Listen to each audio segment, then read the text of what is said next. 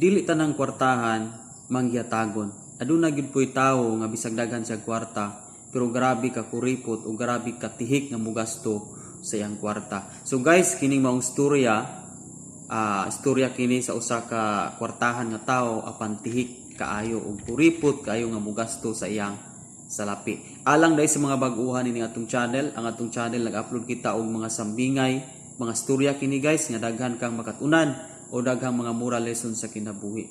So puli guys nga matapos nimo ni maong istorya kaysa unahan ini adunay dagko kayong lesson sa atong kinabuhi niini. So guys, din ato padugayon pa. Inaning senaryo para masabtan nimo. Adunay usa ka simbahan guys nga ang ilang atop sa ilang simbahan nipa o kaning gitawag og sinibit. Pero tungod sa kadugay na tulo na tong mao nga atop. So nagpatawag og meeting ang pastor, miyon ang pastor nga mga kaigsuonan. Ato nagyong kinahanglan kita og renovation sa atong atop sa atong simbahan. Dugay naman gining panahon, unya tulo naman gyud magsimba ta og matul muulan, matuluan man gyud ta.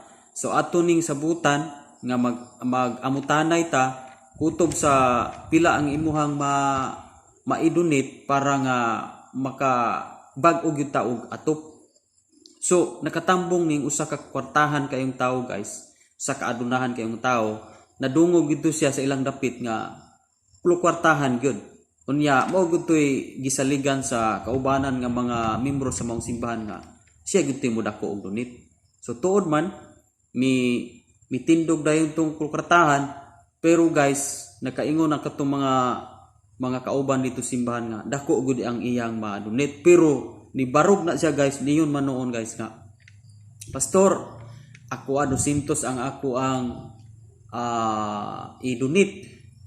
So nagungunganay ning mga kauban dito sa simbahan guys nga, tay 200 ragahan ang kwarta ng tawhana pero 200, pero wala gipadungog gungunganay ning mga kauban dito sa simbahan. Karon guys, pagbungat ana sa kwarta akatong kwartahan nga tawo, pag iyon nga 200 ang idunit, natambog bitaw ng usa ka nipa nga usa ka palyata nga nipa guys, natambog paingon sa iyang ulo. So naigo ang ulo guys sa nipa pagbungat niya ng 200. So pag ana niya dako na og kabangag ang atop sa simbahan kay naatak man tong usa ka nipaan nga guba na o kanang dunot na ba. So nakarealize itong maong dato guys o kwartahan nga siguro ang iya sigurong nabungat nga 200 ra. So na-realize niya guys, nibalik siya og tindog. Di pagbalik og tindog naniid na tong mga kaubanan nga kini kay nibalik og tindog. Karon kay pagbalik og tindog niingon naman pod nga, pastor, matar na igo man ko sa nipa. Siguro dunag yun ni sign nga usbo na akong gidunit. 200 raman to pastor. So akong himuon nga 500. So guys, gamay lang gyapon. Bisan to og giusog niya pero 300 ray na puno.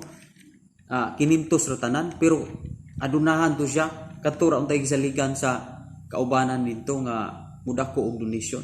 Pero 500 ang utro. So moto wala katingog ang pastor, nihilom og ampo ang pastor guys. Mingon nga, Lord, tagaki na pug utro og nipa.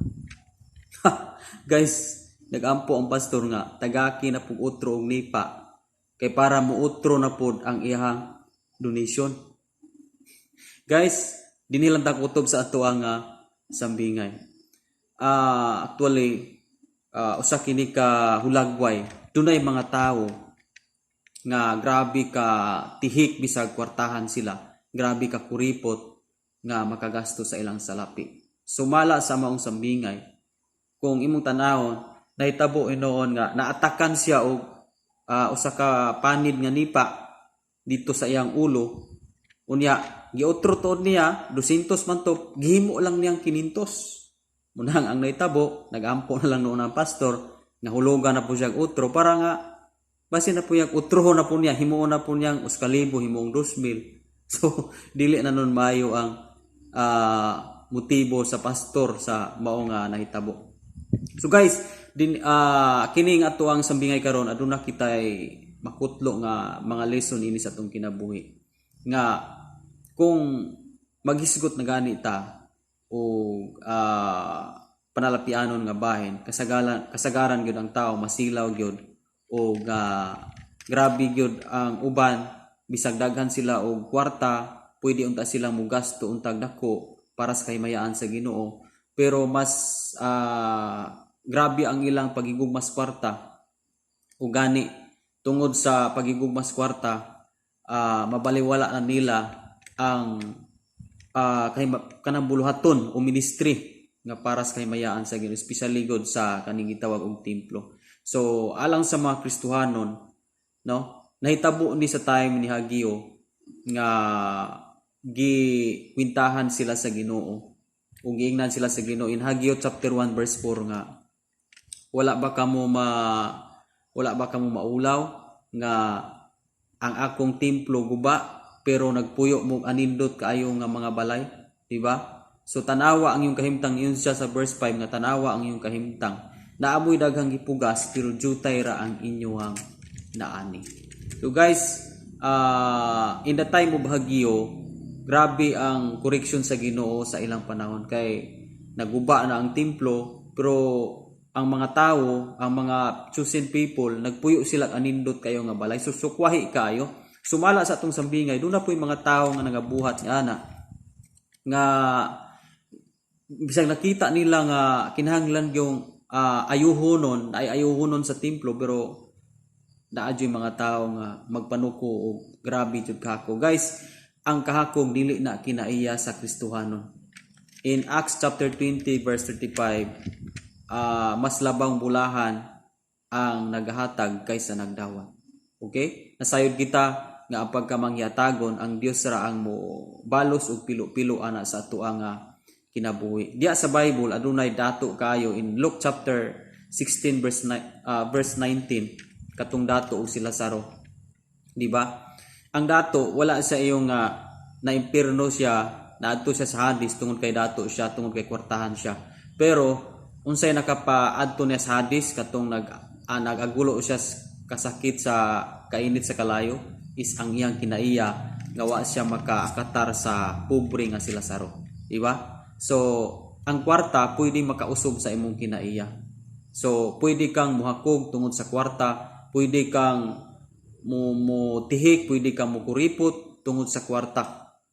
Pero guys, ningon si Jesus sa Luke chapter 18 katong dato, grabe ka dato nga nangutana ni Jesus nga unsa kuno yang buhaton para makadawat sa eternal life. Iyon si Jesus nga nakabasa ba ka sa pulo kasugo niyon tong dato nga natuman ako na, pero niyon si Jesus usa ka butang ang imong pagabuhaton, ibaligya ang tanan nimong katigayunan ug ang halin ihatag sa mga kabus.